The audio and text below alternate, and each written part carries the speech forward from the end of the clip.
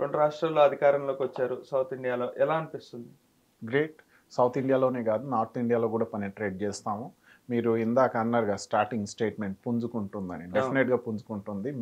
Modi wave ఏదైతే అబద్ధపు ప్రచారం చేసి మోడీ వేవ్ అన్నారుగా, దానికి చాలా ధీటుగా ఎళ్తుంది కాంగ్రెస్ పార్టీ. ఆ కౌ బెల్ట్‌ని కూడా బర్తరఫ్ చేస్తాం. సౌత్ ఇండియా నుంచి బీజేపీని బర్తరఫ్ చేశాము. Next okay. North India is the target and we are focusing on it.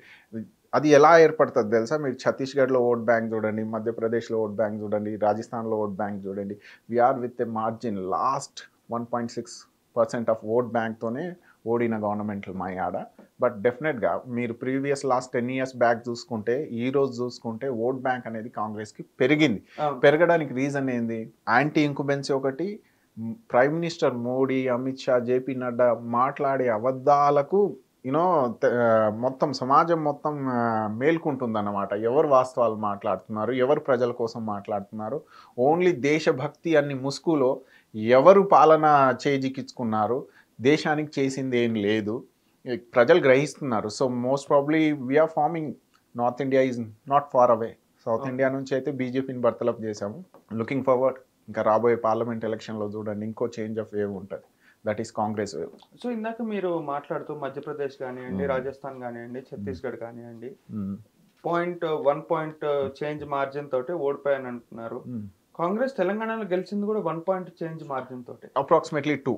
అవును. బట్ ఇక్కడ అపోజిషన్ లాస్ట్ 10 ఇయర్స్ నుంచి మేము అపోజిషన్గా ఉన్నప్పుడు కేసీఆర్ గారికి ఆల్టర్నేట్ లేదు అని hues and cries you might know that. అవును. ఇప్పుడు రేవంత్ అన్న కేసీఆర్ గారికి ఆల్టర్నేట్గా ఓ న్యూ లీడర్షిప్ రూపంలో ముందు వచ్చారు.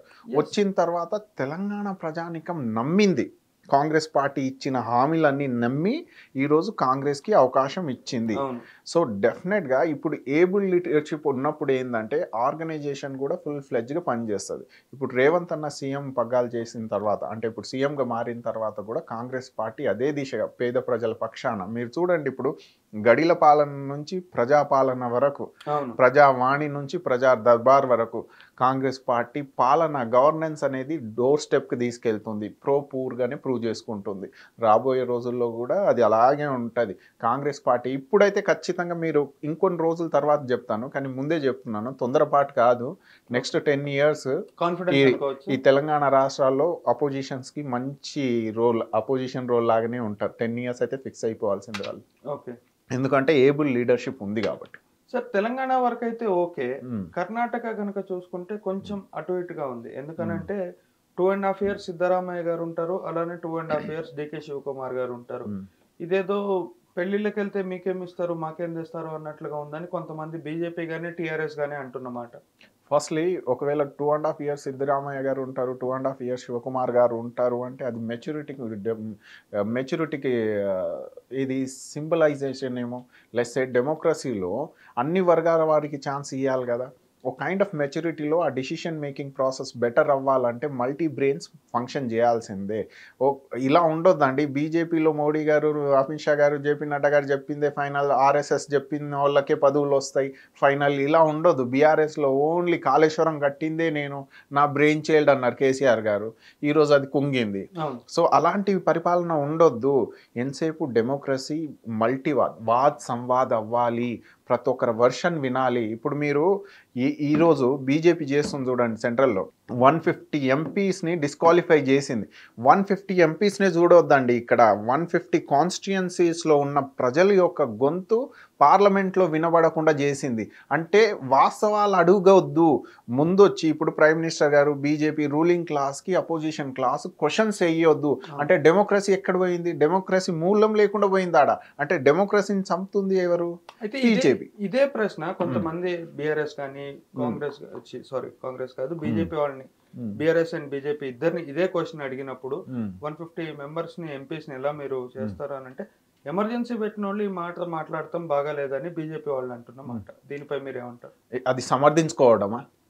ఎమర్జెన్సీ పెట్టారు, దాని రీజన్ ఆ situation contingency that is different, leaders different, contemporary difference. ఇక్కడ యువత ఉంది, ఇక్కడ మహిళలు ఉన్నారు, వృద్ధులు ఉన్నారు, పిల్లలు ఉన్నారు, వీళ్ళకు ఉద్దేశించి మాట్లాడదామా? హిస్టరీలో ఏదో జరిగింది కదా మీరు ఇప్పుడు మాట్లాడొద్దంటే ఇదా గొంతు నలిపే విషయం?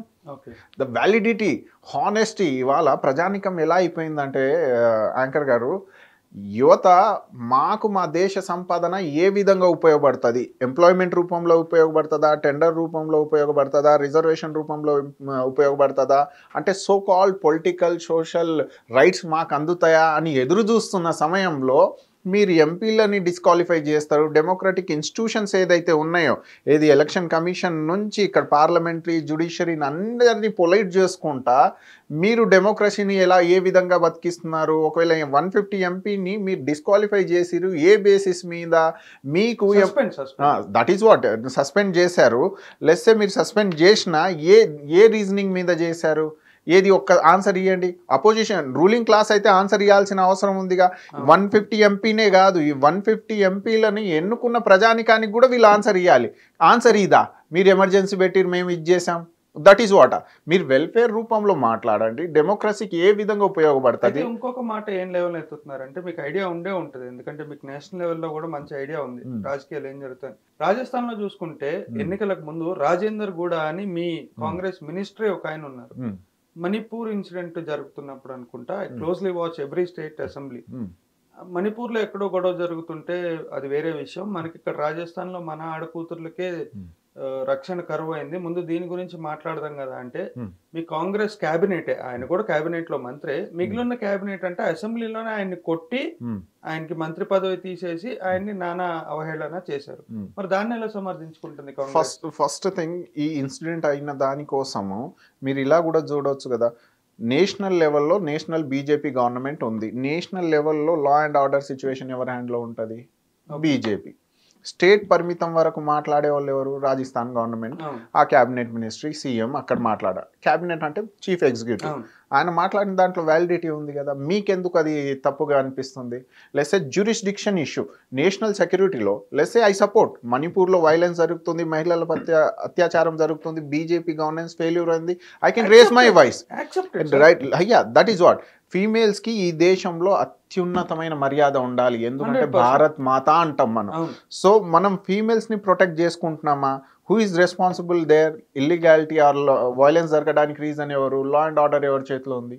BJP, right? It's suppose to take responsibility. Definitely ఉంటుంది, కానీ who is ruling there with alliance? BJP only, BJP state government only అక్కడ. Rajasthan, sorry not Rajasthan, in Manipur. Manipur BJP alliance, అక్కడ వైలెన్స్ జరుగుతుంది.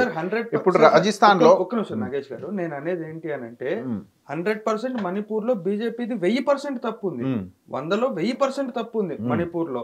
నేను రాజస్థాన్ గురించి అడుగుతున్నా, మీ గవర్నమెంట్ గురించి. ఎస్, దట్ ఈస్ వాట్ మా గవర్నమెంట్ ఇప్పుడు మణిపూర్ లో జరుగుతుంది. ఆర్ఎల్స్ ఎక్కడ జరిగిన ఈ దేశం మొత్తంలో మేము మద్దతు, సానుభూతి ప్రకారం ఇలా జరగొద్దు అని క్లెయిమ్ చేస్తాం, కానీ లా అండ్ ఆర్డర్ వచ్చేసరికి రాజస్థాన్ వరకే కదా వాళ్ళ జ్యూరిస్డిక్షన్. ఆ జ్యూరిస్డిక్షన్ లో ఆయన మాట్లాడి ఉంటాడు, తప్పేం లేదు దాంట్లో. అదే సార్, ఆయన మాట్లాడితే ఆయన మీద ఎందుకు దాడి జరిగింది, మీ కాంగ్రెస్ వాళ్ళే ఎందుకు కొట్టారు అని? వన్ థింగ్, మా కాంగ్రెస్ వాళ్ళే కొట్టారు అన్నదానికి ఇప్పుడు మీరు ఎలా అంటున్నారంటే, ఈ ఈవెంట్కి సంబంధించి రీజనింగ్, ఇప్పుడు లెస్సే కొట్టారు, మహిళల పట్ల అక్కడ అత్యాచారం జరుగుతుంది, మీరు సపోర్ట్ చేయాలి అని కొందరు హార్ష్ ఫిజికల్ యాక్షన్ తీసుకొని ఉంటారు. దానికి పొలిటికల్ కనెక్టివిటీ ఏ విధంగా చేయగలుగుతాం మనం? Ideology base. ఇప్పుడు కాంగ్రెస్ ఈజ్ వర్కింగ్ ఆన్ సత్య, అహింస, సర్వోదయ, స్వరాజ్ అన్న కాంటెక్స్లో పనిచేస్తుంది. ప్రతి ఒక్క సమాజాన్ని తోడు తీసుకెళ్తూ ఉంటుంది. ఒకరిలాగా మతవాదం చేసుకొని ఏదో హిందూ, ముస్లిం ఇలాంటి ఓట్ బ్యాంక్స్ చేయదు కాంగ్రెస్. అన్ని వర్గాలకు తోడు తీసుకెళ్తూ ఉంటుంది. ఇంకోటి, ఇక్కడ నాన్ వైలెన్స్ అప్రోచ్ ఉంటుంది కాంగ్రెస్కి.